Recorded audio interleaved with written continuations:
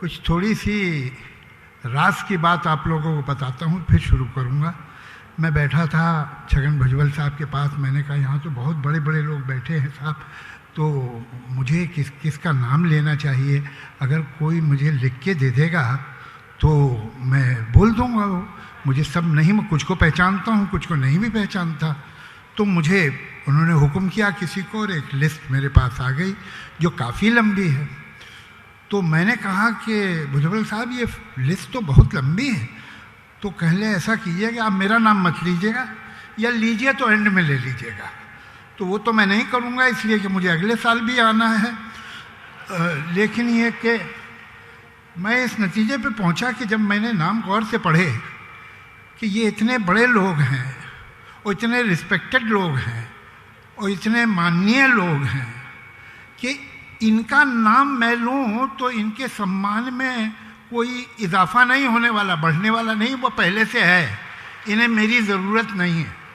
तो मैं जितने मंच पे बैठे हैं देवियों सज्जनों, सबको मैं सादर प्रणाम करता हूँ और आगे बात शुरू करते हैं। जब मुझे ये इनविटेशन मिला, निमंत्रण मिला, तो मैंने बहुत अपने आप को सम्मानित भी महसूस किया, लेकिन साथ ही मन में एक शंका भी हुई कि मैं इस योग्य हूँ कि नहीं कि मैं मराठी साहित्य सम्मेलन में जाके बोलूं। लेकिन फिर मुझे याद आया कि मैंने पढ़ा हुआ है कि पेशों के दरबार में भक्ति के कवि, अभंग, पवाडा, भारूड के माने हुए लोग होते थे, तो वहाँ शायर भी आया करते थे। और ये बात छत्रपति शिवाजी के दरबार के बारे में भी सच्ची है। तो मैंने कहा कि ये दरबार है मराठी साहित्य का, और मैं एक छोटा मोटा मामूली शायर, मैं इस दरबार में पूरे आदर, पूरे सम्मान के साथ जाता हूँ। आप लोगों को मेरा प्रणाम, मेरा सलाम। नासिक की धरती को, नासिक के आकाश को मेरा सलाम, नाकिश के रहने वालों को मेरा सलाम। अजीब मुश्किल है, भाषा दुनिया में इसलिए बनी थी कि मैं बोलूं और आप समझें और आप बोले और मैं समझूं। लेकिन हम देखते हैं दुनिया में भी और खुद अपने देश में भी कि भाषा ही बातचीत की दीवार बन जाती है। हमारे यहाँ इतनी भाषाएं हैं और दुनिया में इतनी भाषाएं तो हैं ही, हमारे देश में भी इतनी भाषाएं कि कितनी भाषाएं सीखेंगे आप। तो होता यह है कि धीरे धीरे हम लोग, जिसे संस्कृत में कहते हैं कूप मंडूक, हम वो हो जाते हैं। हम अपनी भाषा, अपनी सभ्यता, अपनी, इसलिए कि भाषा सिर्फ बोलचाल की चीज नहीं है, भाषा वो गाड़ी है जिसमें संस्कृति चलती है। तो बस हम समझते हैं यही दुनिया है, और हम भूल जाते हैं कि इससे बाहर भी कुछ दुनिया है, इससे बाहर भी कोई भाषा है। मैं 19 बरस का था जब मैं मुंबई आया, महाराष्ट्र आया। नॉर्थ में रहता था, हमको तो हिंदी उर्दू पता थी, कुछ यूरोप की लिटरेचर पढ़ी थी, कुछ बंगाली उर्दू हिंदी में ट्रांसलेटेड थी वो पढ़ी थी, बंगाली क्लासिकल राइटर। मगर हम तो समझते थे कि हम हैं, हम जैसा तो कोई नहीं है। जो हमारी भाषा, जो हमारा लिटरेचर है, जो हमारा फिक्शन है, जो हमारी पोइट्री है, उसके आगे कौन है भाई। यहाँ मेरे कुछ, जब मैं 19-20 साल का था, तो मेरे कुछ दोस्त मुझे एक मराठी प्ले देखने ले गए। मैंने कहा मेरी तो समझ में नहीं आएगा। कहले चलो हम तुम्हें बताते रहेंगे ना। मैंने वो प्ले देखा, शांतता कोर्ट चालू आहे। मुझे ऐसा लगा कि किसी ने मेरे मुंह पे ऐसा थप्पड़ मारा है कि मैं कुर्सी से नीचे गिर गया, और मुझे अपने ऊपर शर्म आई कि मैं इस महान राइटर के बारे में कुछ जानता नहीं, जबकि मैं कैसे परिवार में पैदा हुआ था जहाँ लिटरेचर ही लिटरेचर था। मैंने उनके विजय तेंदुलकर जी के दूसरे प्ले देखे, मेरे साथ बैठे रहते थे मेरे महाराष्ट्र, वो मुझे बताते थे, फिर जो नहीं समझ पाता था बाहर सुनता था, जब बाहर का सुना तो दोबारा जाके देखता था तो पूरा समझ में आता था। पीएल देशपांडे साहब से परिचित कराया। ऐसे इंसान हमने तो देखे नहीं थे, सुने नहीं थे, जो जैसे बोलते थे, जो कहते थे, तो आंखें खुल गई। अजीब बात है, जो मातृभाषा होती है आदमी की, उससे आदमी अतीत से वर्तमान में आता है। बचपन से ही पढ़ता है पुराने कवियों को, पुराने लेखकों को, उसके बाद नए नए आते रहते हैं, पढ़ता रहता है। लेकिन जो बाहर से आते हैं वो वर्तमान से अतीत में जाते हैं। सबसे पहले तो जो वर्तमान के राइटर हैं, वर्तमान के लेखक हैं, वर्तमान के कवि, उनसे उनका सामना होता है और उसमें उनकी रुचि तब पैदा होती है। तो मैंने सोचा कि ये जो लोग हैं ये कहाँ से आए हैं, इनका पीछे का सिलसिला क्या है। और ये मेरे 2-3 दोस्त हैं, एक शायद आपने नाम भी सुना होगा, अच्युत वजे, मराठी थिएटर के भी बड़े आदमी हैं, मराठी टीवी भी बहुत किया है, वाइस चांसलर भी रहे, पूना के पास एक यूनिवर्सिटी है उसके, उनकी पत्नी हैं, बहुत बड़ी पेंटर हैं वो। फिर हमारे एक सर्जन दोस्त हैं पूना में, आनंद जोशी साहब, वो भी बड़े रसिक आदमी हैं, उनको इतनी मराठी पोइट्री याद है जितनी मुझे उर्दू पोइट्री याद है, और वो मुझे सुना के समझाते रहे। तो मेरी तो एक अजीब हालत हो गई और मैंने समझा कि मुझे खजाना मिल गया। कुछ चीज़ें कभी कभी क्या होता है कि आप बैठे चेस खेल रहे हैं या शतरंज खेल रहे हैं या ताश खेल रहे हैं, एक आदमी पीछे से आता है, वो पीछे से देख रहा होता है, वो देख लेता है जो आप खेल रहे नहीं देख पाए। तो कुछ चीज़ें मैंने भी नोट की, समझी मराठी साहित्य के बारे में। एक तो चाहे वो 800 बरस हो या 400 बरस हो या 200 बरस हो, मराठी साहित्य का बड़ा राइटर वही है जिसने सिर्फ जनता से बात की है, जिसने ये नहीं बताया कि मैं कितना बड़ा इंटेलेक्चुअल हूं, जिसने वो फिलॉसफी नहीं छांटी जो एक आम आदमी की समझ में ना आए। वो आम इंसान से बात कर रहा था, वो चाहे संत तुकाराम हो, संत नामदेव हो, संत एकनाथ हो, और उससे पहले संत ज्ञानेश्वर। संत ज्ञानेश्वर और उनके भाई और उनकी बहन मुक्ता देवी, ये 2 बातें एक आपको बताऊं, बड़ी अजीब, पता नहीं आप लोग के ध्यान में आई हैं कि नहीं। इनका एक पैरेलल तकरीबन उनके, वो तो 800 साल पुराने हैं, 400 साल बाद उधर बनारस में हुआ, जो थे महाकवि तुलसीदास जी। तुलसीदास जी ने रामायण की कथा अवधि में रामचरितमानस लिखी, गांव गांव फैल गई। संस्कृत तो सब नहीं जानते थे, लेकिन ये भाषा तो किसान की भाषा थी, मजदूर की भाषा थी, आम आदमी की भाषा थी। ये बात कुछ लोगों को अच्छी नहीं लगी कि तुमने आम आदमी तक ये बात पहुंचा दी।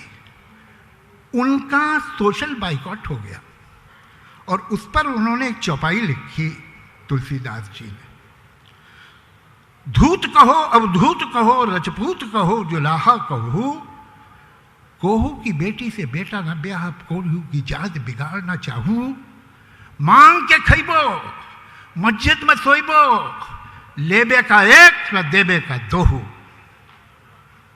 छोड़ दूंगा सबको।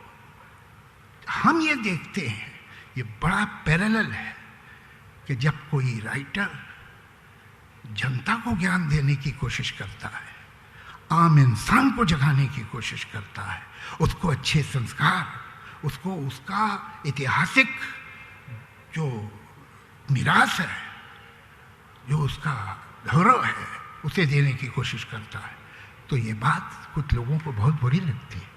ऐसा नहीं करना चाहिए। ऐसा नहीं है, जो बड़े लोग होते हैं, बादशाह, नवाब, राजे, महाराजे, जमींदार, जागीरदार, इनको कला से बड़ी मोहब्बत रही है। और आज के भी जो हैं जमींदार जागीरदार अलग तरह के हैं, उन्हें भी कला से बड़ी मोहब्बत होती है। लेकिन कला इनको तब तक अच्छी लगती है जब तक ये खूबसूरत तस्वीरें बनाती है, जब तक ये चांद की, सितारों की, फूल की, भंवरे की बात करती है, जब ये शमा और परवाने का जिक्र करती है, जब ये मोहब्बत की बेचैनी, रातों के जागने का जिक्र करती है। मगर जब ये दिन के उजाले की बात करने लगती है, जब महफिल और दरबार से निकल के एक कवि, एक लेखक सड़क पे चलते हुए आदमी के चेहरे पे दुख पढ़ के लिखता है, जब फूल और सितारों और चांद के बजाय आंसू और पसीने की बूंदों का जिक्र आता है, तो फिर आप खतरनाक हो जाते हैं। पहले तो सिर्फ बुरे हुआ करते थे, अब तो एंटी नेशनल भी हो जाते हैं।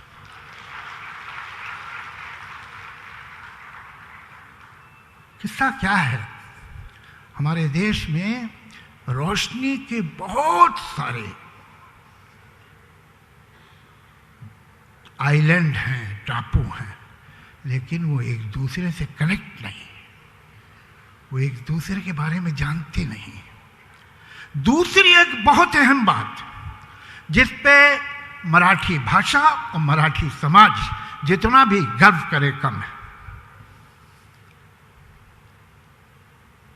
संत ज्ञानेश्वर की एक बहन थी मुक्ता देवी, वो भी कविता लिखती थी, और ये आपको और मुझे मालूम है।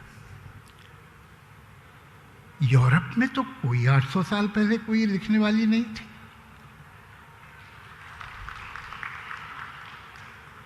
एटीन सेंचुरी और 19th सेंचुरी, वो तो छोड़िए 800 साल की बात।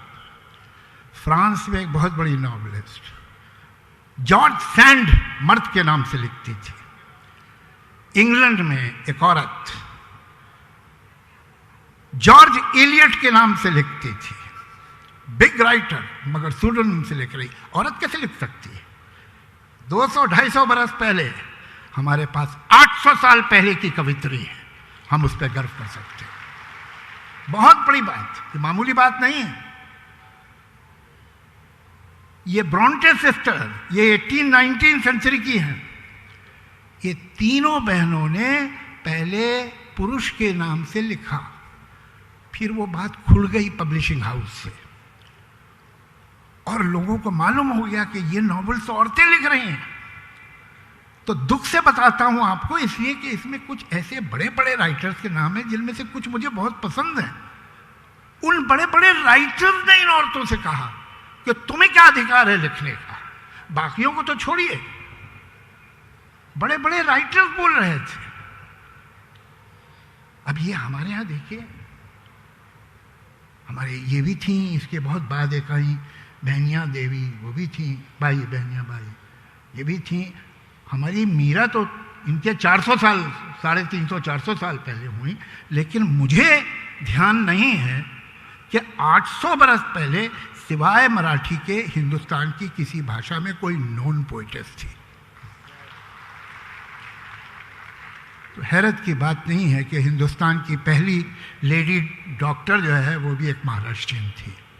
तो कहीं इस जगह की, महाराष्ट्र की सभ्यता में कहीं नारी के लिए दूसरी जगहों से ज्यादा, महिला के लिए दूसरी जगहों से ज्यादा इज्जत तो थी ना, कुछ तो था। अब हमारे दोस्त ने जिक्र किया अन्ना भाऊ साठे का, उन्हीं के बारे में मैं भी बोलना चाहता था। सवाल यह है, इससे पहले कि उनके बारे में हम बात करें, कि एक सवाल यहाँ बहुत से कवि, बहुत सारे लेखक बैठे हैं, ऐसा मुझे बताया गया है, और ये सवाल हम सबके सामने आता है कि साहित्य और पॉलिटिक्स, राजनीति का रिश्ता क्या है, और कितना गहरा है, और है भी कि नहीं है, और है तो कैसा है। मुझे कुछ लोग मिलते हैं जो अभी भी बड़े प्यारे प्यारे गीत लिख रहे हैं, बड़ी प्यारी प्यारी कहानियां लिखते हैं। उन्होंने मुझसे कहा कि भाई I am not interested in politics. मैंने उनसे कहा ये तो ऐसे ही है कि जैसे आप कहें मैं पोल्यूशन में इंटरेस्टेड नहीं हूं। अरे आप पोल्यूशन में इंटरेस्टेड हो नहीं हो, सांस तो उसी की ले रहे हैं, वो तो आपके सिस्टम में जा ही रहा है। ये तो ऐसा है जैसे आप बीच नदी में खड़े हैं और पानी बढ़ रहा है, गले गले तक आ चुका है, आप कह रहे हैं मैं पानी में इंटरेस्टेड नहीं हूं। अरे तुम इंटरेस्टेड नहीं हो भाई, वो पानी तो बढ़ रहा, वो तो तुम्हें डुबो भी सकता है। तो फिर क्या साहित्यकार को, कवि को, नॉवलिस्ट को साहित्य राजनीति में घुस जाना चाहिए, कमिट कर लेना चाहिए अपने आप को? वो भी गलत होगा। वो इसलिए गलत होगा कि हर पार्टी का विदाउट एक्सेप्शन एक डिसिप्लिन होता है, उनकी अपनी एक कॉन्स्टिट्यूएंसी होती है। आप ये कह सकते हैं, ये भी कह सकते हैं, ये भी कह सकते हैं, लेकिन ये नहीं कह सकते। ये मत कहना भाई तुम, जरा गड़बड़ होगी, हमें नुकसान हो जाए। तो कहीं ना कहीं एक बांध होता है। मैं समझता हूं कि जनतंत्र के लिए जहां एक पार्लियामेंट ज़रूरी है, जहां असेंबली ज़रूरी हैं, जहां पॉलिटिकल पार्टीज ज़रूरी हैं, जहां सत्ताधारी सरकार भी है, जहां ऑपोजिशन भी है, वहीं ऐसे नागरिक भी ज़रूरी हैं जो किसी भी बंधन में ना हो, जो वो बोल सके जो उनका दिल चाहे, जो वो लिख सके जो उनका दिल चाहे। साहित्यकार को किसी पार्टी का वफादार नहीं होना चाहिए। साहित्यकार को एक संस्कार का, एक आदर्श का और अपने देश का वफादार होना चाहिए। हम समझते हैं ये सही है, हम बोलेंगे, जिसे अच्छा लगे अच्छा लगे, बुरा लगे बुरा लगे। यह आज़ादी साहित्यकार के पास होनी चाहिए। और सच ये है कि यह आज़ादी चाहे आम नागरिक हो या कवि हो या लेखक हो, वो कम होती जा रही है। कलम ठिठक गए हैं, ज़बान लड़खड़ा रही है। शक्ति हमें मिलेगी एकता से। मैं समझता हूँ ये आप लोगों ने इतना बड़ा जलसा किया है, बधाई देता हूँ मैं आपको। और एक मेरी विनती है, काम कीजिए। जो 1936 में हुआ था, जहाँ अन्ना भाऊ गए थे, 1936 में एक ऑर्गेनाइजेशन फॉर्म हुई थी जिसका नाम था प्रगतिशील, प्रोग्रेसिव राइटर्स एसोसिएशन। उसका पहला जलसा लखनऊ में हुआ। उसको प्रिसाइड किया मुंशी प्रेमचंद ने। वहां पर मैसेज दी रविंद्रनाथ टैगोर ने। वहां हर भाषा के, मराठी के, गुजराती के, हिंदी के, उर्दू के, बंगाली के, तमिल के, तेलुगु, हर जबान का राइटर था। और वहां रेजोल्यूशन पास हुआ कि आज से हमारा यह कलम मोहब्बत की कहानियां नहीं लिखेगा। आज से हमारा यह कलम फूलों की और तारों की तारीफ नहीं करेगा। आज से हमारा यह कलम हमारे देश की आज़ादी के लिए होगा। आज से हमारा यह कलम समाजी नाबराबरी के लिए होगा, से लड़ने के लिए होगा। आज से हमारा यह कलम नारी जाति के उद्धार और उसकी पावर के लिए, एम्पावरमेंट के लिए होगा। सारे राइटर इन्होंने और लिखा। एक वक्त था लेट 50s में कि जब एक सर्वे किया गया कुछ यूनिवर्सिटीज में कि आप प्रोग्रेसिव या लिबरल क्यों हैं, तो उन्होंने ये नहीं बताया कि हमने किसी इकोनॉमिस्ट को पढ़ा है, किसी सोशियोलॉजिस्ट को पढ़ा है, हमने किसी पॉलिटिकल साइंटिस्ट को पढ़ा है। उन्होंने कहा हमने ये जो प्रगतिशील साहित्य है ये पढ़ा है, उससे हो गए हम, उससे हम सेकुलर हुए हैं, उससे हम लिबरल हुए हैं, उससे हमारे मन में महिला की इज्जत जागी है।